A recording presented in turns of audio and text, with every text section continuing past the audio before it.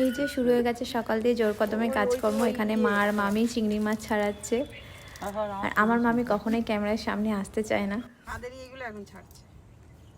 আর এদিকে চলছে রান্না বান্নার পর্ব।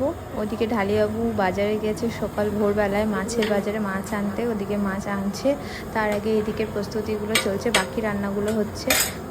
আর এখানে মামাম পেয়ে গেছে ওর ফার্স্ট গিফট ওর 14 দিনের কাছ থেকে, মানে আমার মাসিমণির কাছ থেকে। এখন ওর গায়ে কোনো অলংকারই রাখা হবে না, শুধুমাত্র এই 3 ধাতুর বালাটি ওর গায়ে থাকবে, কারণ বাচ্চাদের কাছে এই জিনিসটা আমাদের মানা হয় যে এইটা খুব ভালো। এই 3 ধাতুর বালাটা এই তামা, লোহা আর রূপো দিয়ে তৈরি। তো এখন আর কিছু ওর কাছে থাকবে না। এদিকে পুজো শুরু হয়ে গেছে, পুজোর সমস্ত জোগাড় কমপ্লিট। ওদিকে আরও সবাই যারা ইনভাইটেড আছে সবাই একে একে আসছে। এবার আমি সোনামাকে কোলে নিয়ে পুজোয় বসবো। এবার যত রকমের নিয়ম পালন করার আছে সেগুলো হবে, তো চলো সেগুলোই দেখতে থাকো।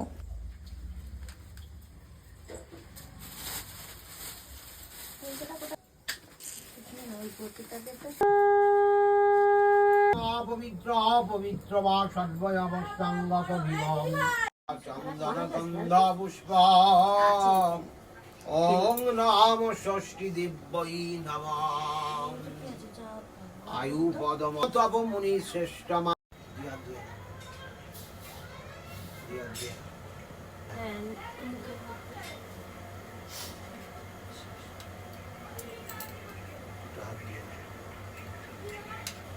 ও দিদিমণি, ও দিদিমণি, ঠান্ডা জল দেবো? ঠান্ডা জল দেবো?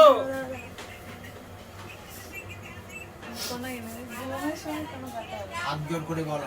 ওই গৃহে সর্বকার্যেষু সর্বদা দেবেন্দ্র মৌলি মন্দার মকাই শ্রী শ্রী ষষ্ঠী মায়ের প্রতি হরি হরি বলো।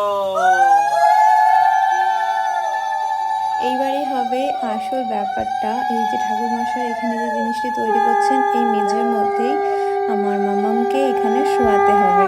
মা ষষ্ঠীর কাছে ফেলে রেখে আমাকে চলে যেতে হবে, পিছন ফিরে আমি আর দেখতে পারবো না।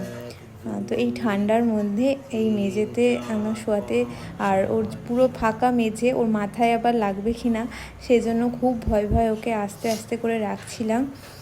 তো এইবার ও নাকি, আমি জানি না, সবাই বলা বলি করছিল, আমি পরে ভিডিওতে দেখি ও নাকি একা একাই উল্টে যাচ্ছিল। তো চলো সেটাই দেখি ও কি করে।